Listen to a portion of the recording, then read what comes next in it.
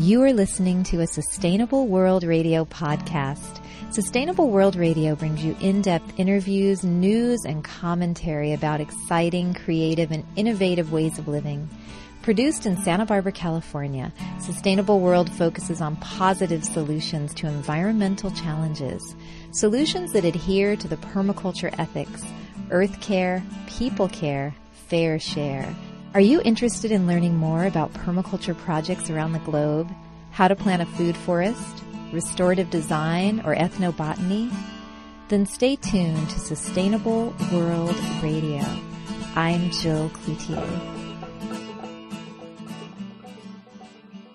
And on today's show, I'll be discussing with Tahara Ezrahti, owner of Applied Intuition, how to heal ourselves and heal the earth. Good morning, Tahara. Hi, Jill. And let me give you an intro to Tahara Ezrahti. And Tahara is a trained intuitive consultant. She's conducted intuitive readings, tutorials, and classes for over 18 years. Tahara uses her talents as a healer to help people connect with their own energy and wisdom, and her applied intuition classes teach the safe development of intuitive skills and techniques for reading, directing, and managing one's energy and assisting others.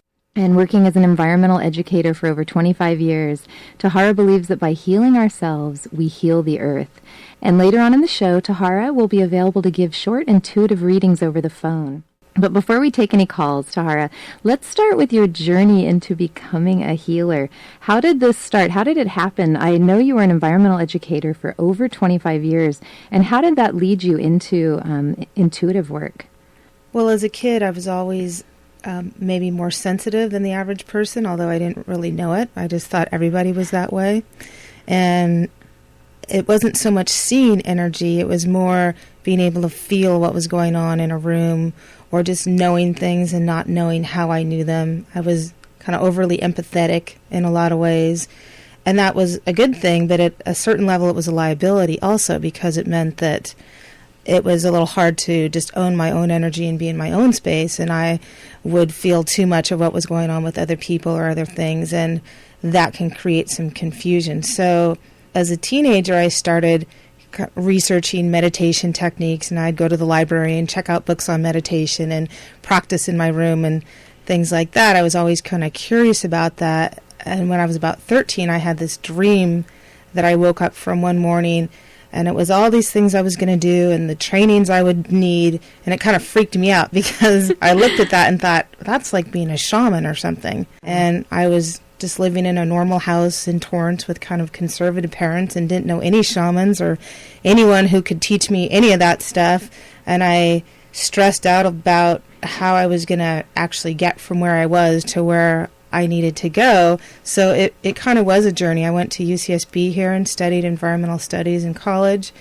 And from there, I thought that I was going to train to be a marriage, family, child counselor. And I started going to school at Sonoma State. And then something about that didn't seem quite right. So from that point, I ended up diverting a little bit and studying intuitive work. And I realized that that really was my PhD program. It wasn't through a traditional school like I thought it would be, but I got the training that I needed. And that's the beginning. By intuitive work, could you define that for our listeners? Well, there's a lot of ways of being intuitive. Some people see energy. Some people feel energy. Some people hear things. Some people just know things. Some people are precognitive. They can know what's going to happen before it happens. So all of us are intuitive in different ways and to different levels. What I do is just an enhancement and a training of things that all of us do all the time. If someone's walking toward you down the street, you usually get some sense of that person. Are they safe? Do they seem cheerful? Or do they seem sad? Do you need to walk around them? You're basically reading their energy. You don't know anything about that person. You're just getting a hit on who they are and what they're doing. So that is an intuitive skill. What I do is take that hit that someone would have and refine it 50 times and be able to really pinpoint exactly what's going on with someone and have the experience of reading energy patterns and interpreting what they are. So it's kind of like developing skills that we already have, but it's almost like a muscle you haven't used a lot, and you can develop that Yeah. Something. A good analogy that I use with people to explain it, it's like being a musician.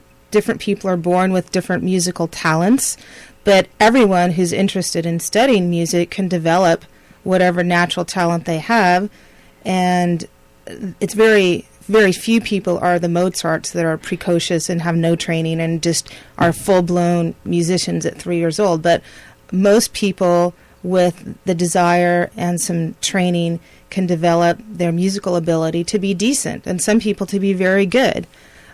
So intuitive training is kind of a similar path. Interesting, Tahara. Now, when you were going to UCSB in environmental studies, that was probably a fit for you because you have been an environmental educator. But when you started your studies in intuitive abilities and maybe some psychic work, did that really feel like, yes, this is exactly what I need to be doing? Absolutely. Yeah. In fact, I remember sitting in one of my classes about 7 weeks into it, and all of a sudden I had this epiphany that, oh, this is my PhD program. Because I really had searched for graduate school that was going to give me the kind of training that I wanted. And my intent when I was looking for training was that I wanted to do something where I could help other people and also do it in a way that was healthy for myself. Because I noticed that a lot of the counselors that I happen to know, they sometimes had a hard time doing that kind of work and staying healthy themselves. And I think for many people in the healing profession, that's an issue, whether you're a nurse or a massage therapist or a doctor or a dentist or even teachers that are kind of in that helping, healing, interacting on emotional levels with people. If you don't have good boundaries and if you're not very grounded and if you don't know how to separate your energy from the people that you're working with, you end up picking up their energy and taking it home with you. And after a while, that starts debilitating your own ability to be helpful and can create a lot of problems. So I was so sensitive that I realized in the beginning that that was going to be an issue for me, and I think that's why I didn't continue down the path of just the normal marriage, family, child counselor training. And I can relate to what you're saying because when I worked in an herbal clinic, a Chinese herb clinic, and people would call on the phone, and I'd get calls probably every hour saying, oh, I have a sore throat, or oh, this. I'd start off in the beginning of the day feeling great, and by the end of the day I had so many symptoms. It was terrible. And a few friends told me, you've got to quit that job because you're like a sponge and you're taking in all of these ailments. And as soon as I quit, within a month, I felt great. Yeah, there's the joke that med students end up getting symptoms of every disease they study in the order that they study it in. I know. I could feel people would call and I have a sore throat, and I could feel my throat like tightening up. It was like, oh my God, I'm not going to survive this job. But yes, so there are skills then that we can use I could have done something working there. What could I have done to help protect myself from that? The first thing you could have done is to really work on your grounding so that your physical body was connected to the earth and feeling really safe. And people's grounding connection also acts as a drain. So whatever energy you're taking in, it helps it drain throughout your system so it doesn't accumulate and back up. That would be the first thing. Another important thing would be boundaries. And all of us have an auric energy field, and your aura is caused by your spirit coming into your physical body, and the energy of one's spirit goes out beyond the physical skin. So that's the auric boundary, and you can think of it as your second skin or your psychic skin. And having a strong auric boundary around you acts as a containment where it contains your energy so it continues to flow within your body and your energetic field, and it also keeps other energies out. And it's really more like a membrane where it does let things in and it does let things out too, but to have some control over that instead of just randomly letting everything in all the time or randomly just letting all of your energy spew out into the rest of the world and not have any of it recirculating within your own space for your own use. The thing a lot of people don't realize about energy is all of us have different energy blueprints. So my energy is vibrating at a different frequency than yours, and my life force energy in your body or in your energy system is a mismatch. It's not really going to work for you very well, and vice versa. So some people you have more similar energy with than others, and having their energy in your space doesn't feel quite so bad. Other people you have a real adverse reaction to. So there's different levels of that, but in general, it's best if people are able to maintain their own energy within their own system with good boundaries and not exchange life force energy with someone else. It's like getting a blood transfusion. It might save your life. I mean, if someone's dying, maybe they can take someone else's energy to keep them alive. But in general, everyone's unique, and it's not good to exchange life force energy. So some of the classes I do work a lot on grounding. They work on energy boundaries. They work on identifying what your life force energy feels like. So then you can start to identify when some other energy is in your space, whether it's another person or just random energy from the environment. And all of us do this. It's not something to get paranoid about. It's just a good awareness to have that boundaries are important, and you can still be close to people and be in relationships with them without exchanging energy. And taking on things that aren't yours, and and the opposite as well. In one of our previous conversations, you said that part of your mission in life is to connect people with the earth, and I notice you do speak a lot about grounding and grounding to the earth. Could you tell our listeners what you mean by that, and then why that is so important, especially in the time that we're in right now? Well, I believe that the earth is an entity in and of herself, and she has a certain energy just like all of us have a certain energy, and we're living on the earth, and part of what is the human experience is having this physical body that's made up of elements that come from the earth and that really is from the earth. So our bodies are part of the earth in a sense, and then our spirits are something else. So the human experience is one of having a physical earth-based body with a spirit coming in and inhabiting that body and filling that body with one's spiritual energy and one's spiritual mission and past lives and all of those other things that we consider more of our soul. And so in order to have your soul come in and really be able to manifest what you came here to do on the earth, it needs to be grounded. If your physical body isn't acting as a good vehicle or connector for your spirit to inhabit, there's the quality of feeling spacey, of feeling like your head is in the clouds, of feeling your body, feeling anxiety or being unsafe. So being grounded and connected to the earth is kind of the plug that allows the electricity of your life force energy to plug in and connect and actually work properly. And like I mentioned before, it also is a clearing channel so that you can bring in energy and clear it. But in order to manifest on earth, you really do need to be grounded. So working on one's grounding is important, is extremely important. In fact, it's one of the most important things in looking at someone's energy system. For grounding, what would be a way, and maybe you could, I know we had talked about doing a meditation or a type of, we're going to be doing some readings later on in the hour, but what would be a way for us to ground? Like, what's an exercise or something that we could do, and we could pretend I'm one of your clients? Like, what's something you could lead us through that might be a way to ground? Okay, well, this is a little meditation that I teach in my classes, and so if people want to do this, don't do this while you're driving. But if you're not driving and you can sit with your eyes closed for a minute, you can do this. So take a deep breath and just allow yourself to settle into your body. It's best if you're sitting up in a chair with your back straight. And as you exhale that breath, allow a cord of energy to drop from the base of your spine down into the center of the earth. So let it drop down as deeply as you can into the center of the earth. And just take some other deep breaths while you're doing that, and just feel your body relax. Some people can get their energy all the way down into the center of the earth. Some people not so far, but just let it go down as far as you can. And once you have your energy drop down into the earth, allow it to mix with healing earth energy. So now you're mixing your life force energy with the earth's energy. And then you're going to bring that energy, that mixture of your life force energy and the earth energy, up through the layers of the earth, up into the bottoms of your feet. And you can tap the bottoms of your feet on the ground to open up your feet chakra that are on the soles of your feet. And allow that mixture of your energy and earth energy to come up through the layers of the earth into the bottoms of your feet and then up into your legs.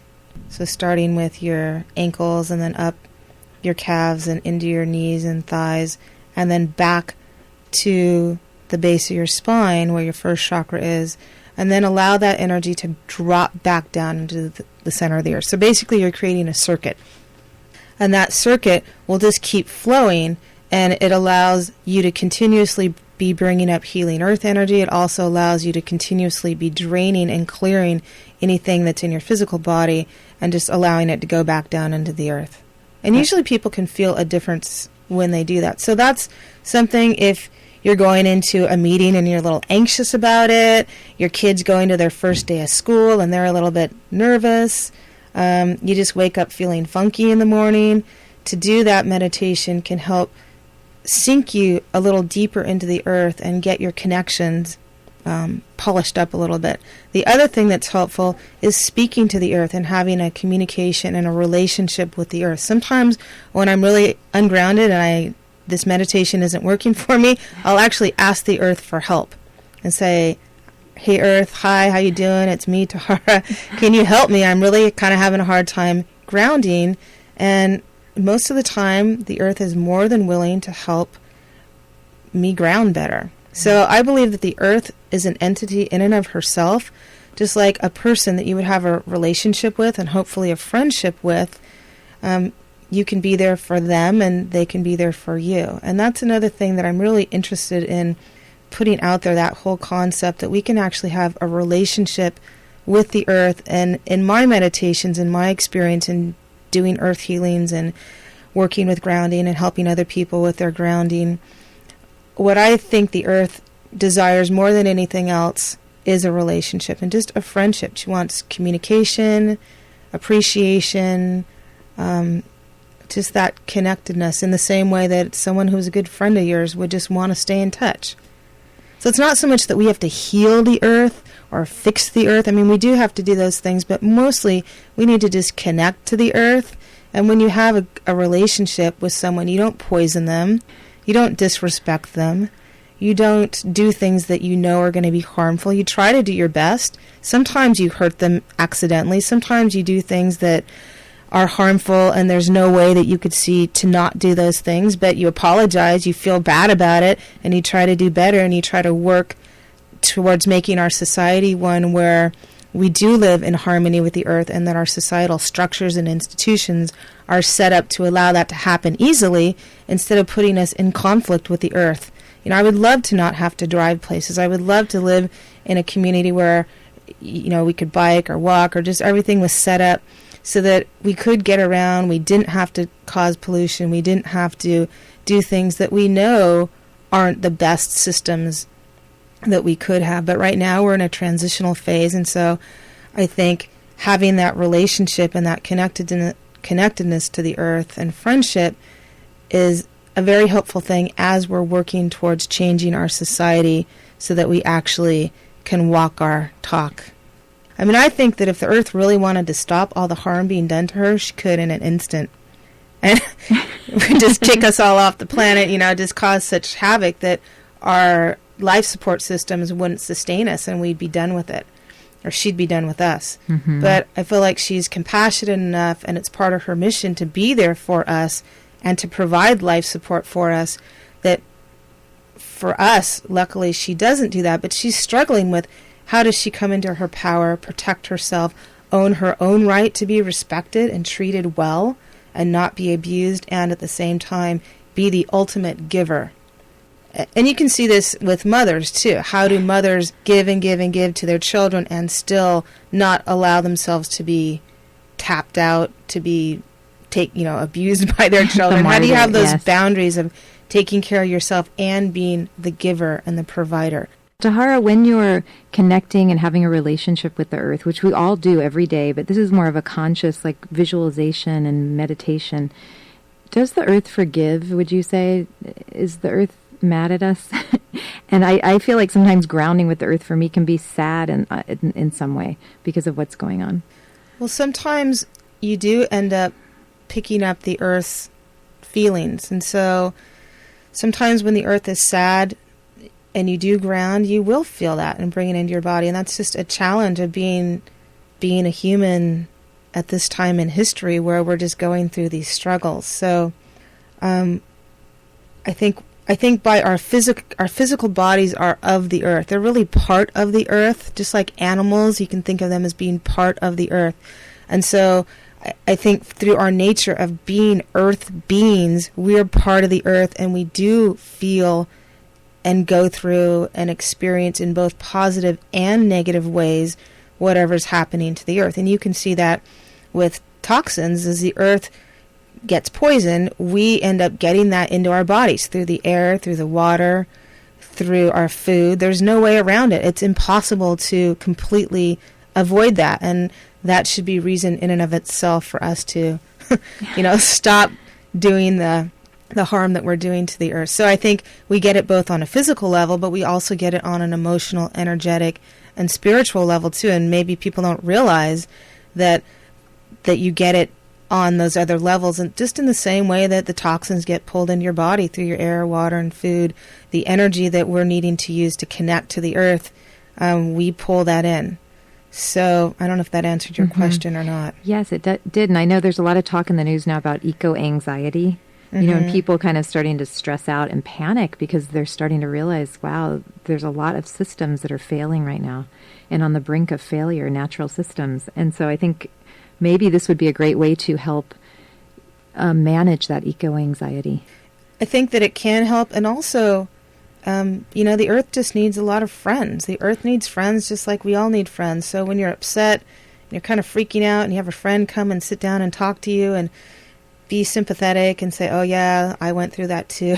I feel like, I know it sounds a little bit strange, but I feel like that actually is a powerful healing for the earth. Just being a friend and being in relationship. And more than anything, I think that's what she needs. And as people develop that kind of relationship, they're naturally going to stop doing harmful things on the physical level to the earth. So one of the things about having this relationship with the earth is I feel like as you heal yourself, it also heals the earth. And as you help the earth to come into more balance through an energetic relationship, along with doing things in the physical world, it heals us too. There's a concept called matching pictures, that when I'm doing a reading on someone, sometimes they might have a similar issue that I either have or maybe have had in the past.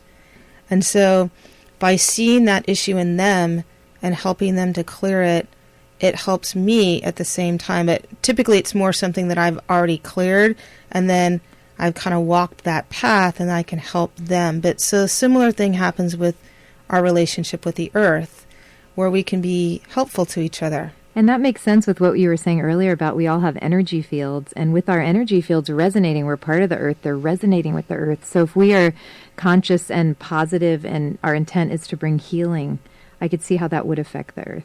That interpenetration between what we're going through and what the earth is going through. And I think it even goes beyond that to universal levels, where there's this evolution in the universe, and it's all kind of the same thing. And there's different, it's like those little Russian dolls where there's a little one and then a bigger one and a bigger one, and it's just the same kinds of issues and concepts and evolutions, just on varying scales. And I know that astrologers have this saying, as above, so below. And in my meditations and workings with the earth, and just with people too, it really seems to be accurate. So Tahara, let's hear a bit about what you do during a reading. What would someone expect? What could someone expect if they received a reading from you? Well, the majority of people who schedule readings with me are in some type of transition.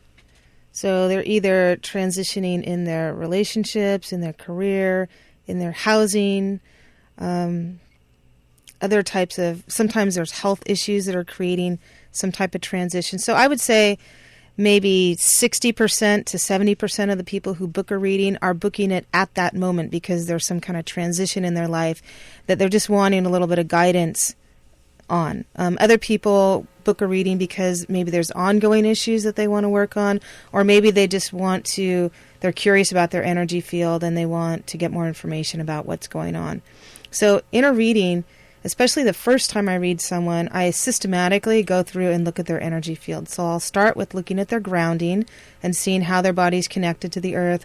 I'll look at the quality of that energy, how deep it goes into the earth, the flow of that energy, looking for any blockages in that system. And that's the first thing I look at. And then I'll go and look at the edge of their auric field. One's aura has layers to it, and the layers correspond to the 7 chakras within the physical body.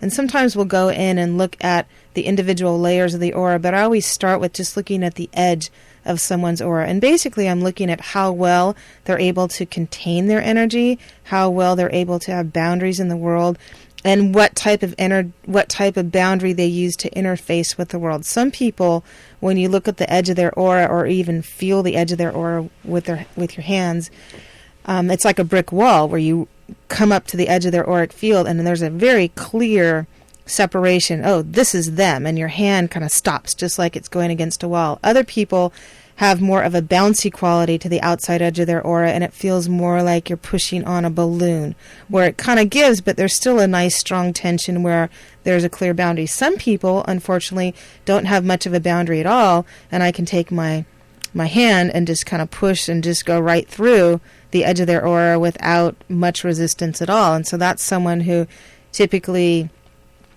might have some health issues because they're picking up a lot of energy that isn't theirs and it's not working very well for their physical body, and just a lot of boundary issues. So I check that, and then I'll go through and systematically look at each chakra, starting with the first chakra, which is at the base of the spine.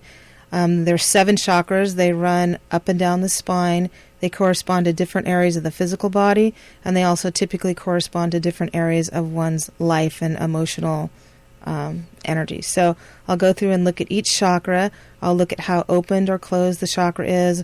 I'll look at the quality of energy in the chakra, any symbols, patterns, colors, and just talk to the person about that. Just basically tell them what I see. My readings are very conversational, so I tell people what they see, and people can ask questions. They can say, no, that doesn't make sense, or that does make sense, or oh, I was just thinking about that. The more conversational it is, the more information that comes out, the easier it is for me to read, and the more the person gets out of the reading. So that's the format for the reading, especially the first time I do a reading. Now, subsequently, sometimes people come in and they have very specific issues or questions or topics. They're not really interested in this overall general view of their energy system, and we can just go right into, I'm thinking of changing my career, and I'm getting kind of tired of this, and I'm looking at moving in this direction. What does that look like? Or I'm having this issue in my relationship, and this is what's going on. What does that look like? Tahara, when you say you look at, so you're looking, are you using kind of your mind's eye, your visualization? How does information come to you? That's a really good question. So what I was able to do through my training is transfer a lot of my clairsentient ability that I just was born with. Clairsentience it translates to clear feeling. So it's feeling energy. So a lot of what I was trained myself to do was to take that and transfer that ability to feel to the ability to see. So I'm clairvoyantly doing a reading. So I'm using my 6th chakra, which is right in between your forehead, to actually see energy. And that's a lot safer, and it's actually a lot more accurate too, because to see something going on, you don't personally have to get involved in it. You don't have to run that energy through your own body. The problem with clairsentience is that you get a lot of information by feeling what's going on, but you have to take that energy and run it through your physical body. And that creates confusion because you're not sure, is this feeling mine or someone else's, or something I picked up in the environment. And also that problem I talked about as far as having other energies in your physical body, you can create a lot of physical issues and discomfort by being clairsentient and walking into a room and getting a stomach ache where your stomach was fine, but someone else there was upset. You're actually taking in their upset, running it through your 2nd chakra, feeling what they're feeling, and then wondering why you all of a sudden have a stomach ache and you walked in happy and now you don't feel so good and what's going on. So, yeah, I use my clairvoyant ability to actually see energy. I also, with someone's permission, can help clear energy. I look at sometimes past lives, if that seems relevant to the issue that is coming up with someone. I can look at communication patterns between people or communication patterns going on in an organization or a business. With animals, it's often talking to the animal and communicating to them as a spirit and giving that information back to the pet owner about what their intents are. I've actually worked with a number of animals recently where they're getting a little bit older and they've been really healthy their whole lives. And so the person is just thinking, oh, this is always going to be this way. And the animal is actually thinking about transitioning and actually passing on. And the animal isn't saying, oh, I'm going to do this tomorrow, but maybe in a number of months to a couple years, that animal is starting to display behaviors. And it's really about getting their owner's attention that, hey, I'm a cat and I'm 14 years old and I'm not going to be here forever, and preparing the owner for that transition, because this cat has been so healthy its whole life. The owner's just thinking things are going to continue as they are. So forever and ever and ever. Forever and ever. You know, pets have shorter lifespans than we do, and so we forget that they're on a different timing than our lifespans are, and that they're not going to be our life partners or our pets for life. No matter how much we want it to be so. Right. Yeah. It's true. Now, Tahara, would you say, this is kind of an aside, but a question I had earlier, are animals, would you say, more in tune with the earth?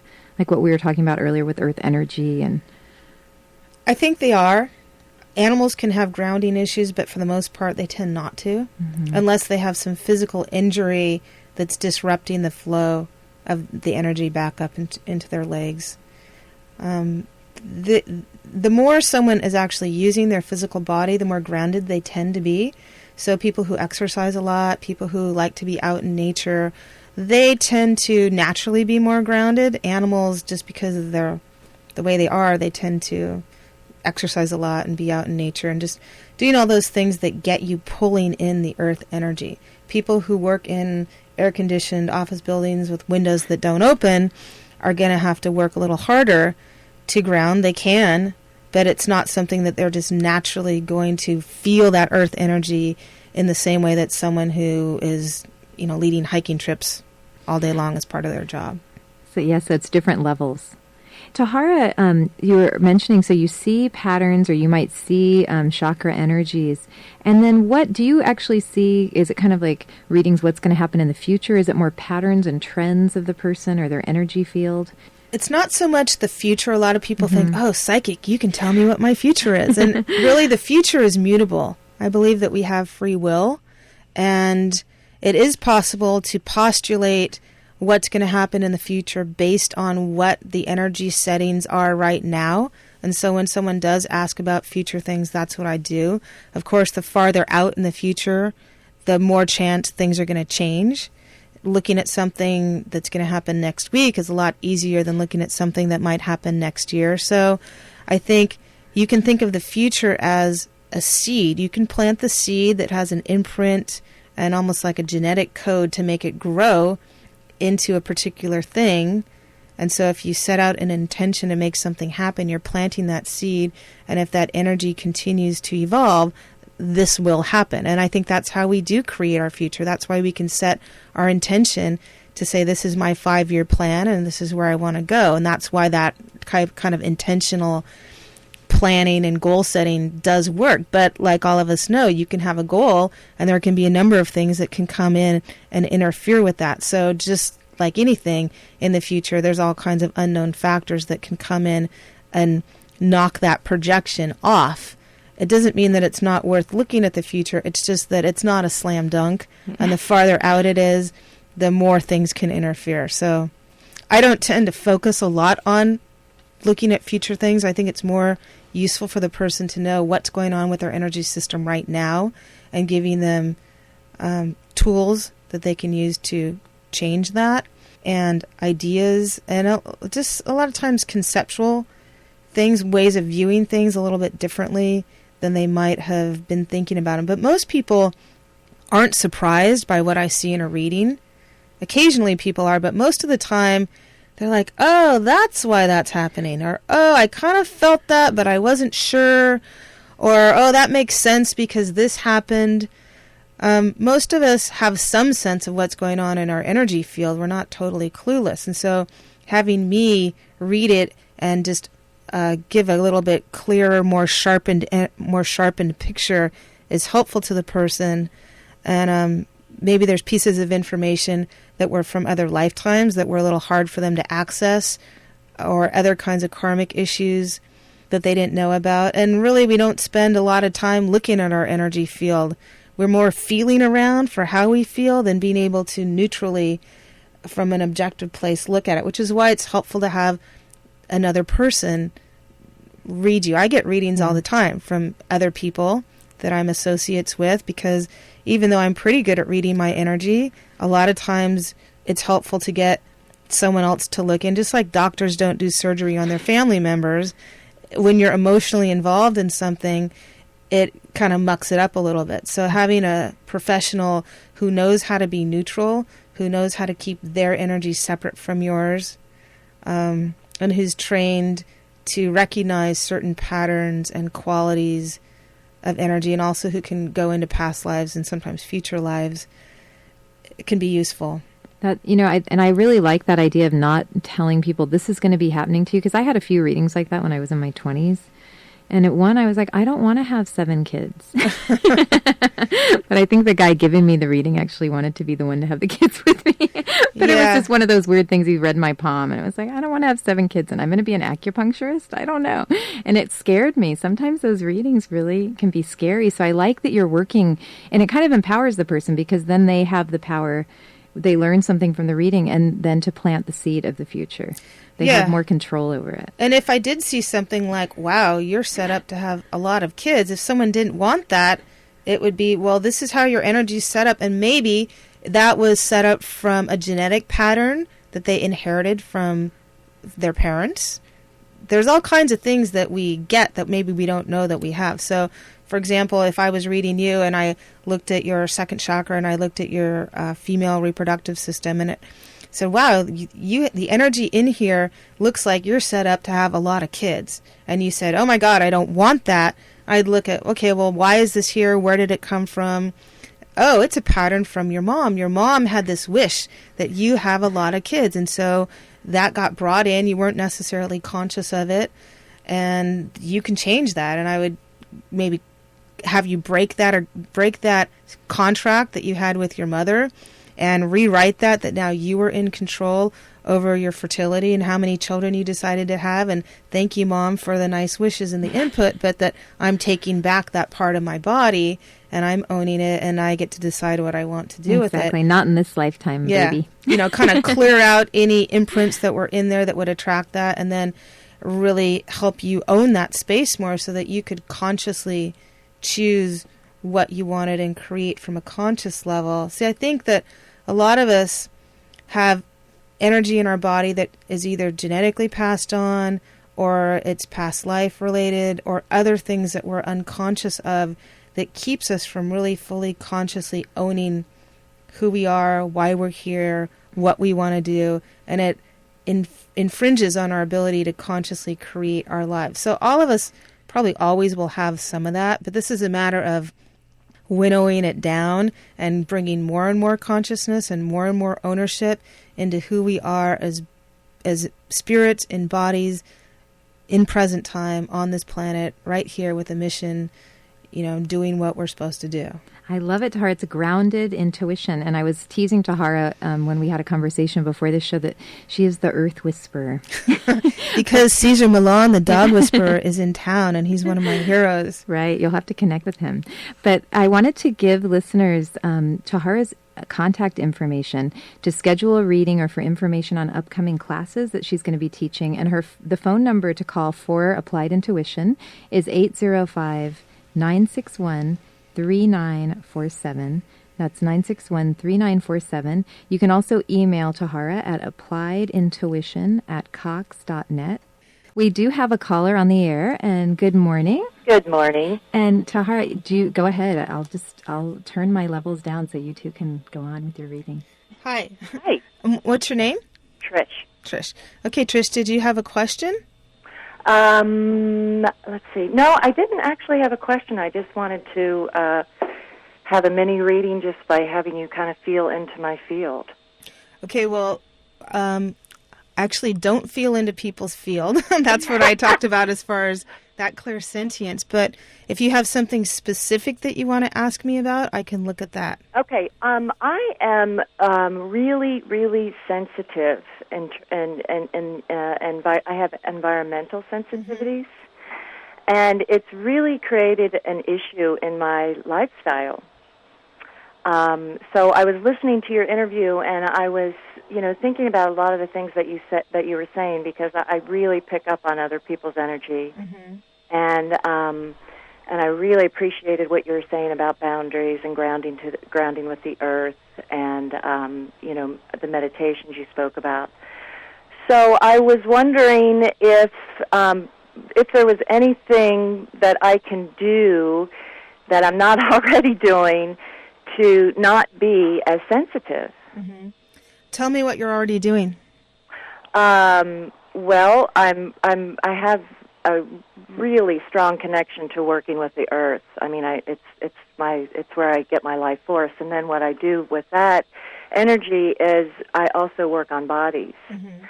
And I've gotten a lot stronger since I've been working with the earth for the last 5 years, so I'm not picking up on people's fields as quickly as when I work on people. But in the past, I got sick at one point, and I really think I got sick because I didn't have that, there was no differentiation between what the client was feeling and what I was, what they were feeling. That simply just became completely immersed into my system. Yeah, it looks like you actually would take on their energy through your hands. So things that you can do, well, the grounding to the earth that you said you've been doing, that looks really helpful. When you're working with someone, you want to see them as a totally separate being than yourself. Sometimes I'll even imagine someone as being like a tree. And so they're still a living thing, but of course I know that I'm not a tree, so it kind of makes it easier for me to differentiate their energy from mine. And I'll also reinforce my auric field so that I have a really clear auric boundary. And really it's about owning your energy too, knowing that you can help them and heal them without having to take their pain or their energy into your physical body. When you're working with someone's doing body work, I assume that's what you're doing. Yes. You can actually, if you feel stuck energy, you can take that energy and actually ground it into the earth. Just take it off and throw it down into the earth. The earth is capable of neutralizing energy, and that's one of the reasons why it's so great for us to be grounded, because it's a neutralizing force. So any yucky energy that needs clearing, ground it, just toss it down into the earth. You don't have to bring it into your body. You can even imagine wearing gold bracelets on your hands that keep someone else's energy from coming up into your physical body. When you're done doing body work on someone, you can put your hands on the earth and have the earth suck out any extra energy that you may have inadvertently picked up. Washing your hands would be a good thing. And when you're working with someone, just having the visualization that you're in your own energy bubble, they're in their own energy bubble. It's a very respectful way of interacting with someone that's actually healthier for them and healthier for you. The other thing it looks like with you, I don't know if you've done this, but it looks like you could use some liver cleansing.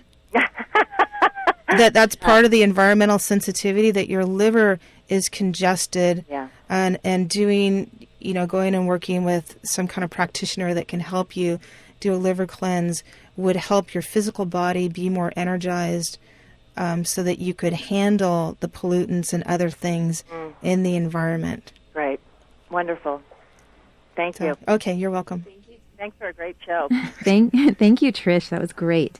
Tahara, we're going to have you come back on because we're out of time. And maybe what we could do is just do, half an hour of mini readings, if you'd be open to that. That'd be great. Thanks for tuning in. And this will be posted on our website eventually at sustainableworldradio.com. Thank you so much for listening. I'll be back next week. Bye-bye. And thanks, Tahara. Thanks, Jill. You've been listening to a Sustainable World Radio podcast. For more information or to hear our other podcasts or interviews, visit www.sustainableworldradio.com. Sustainable World Radio is produced by Jill Cloutier. Music by Dana Lyons. Thanks for listening.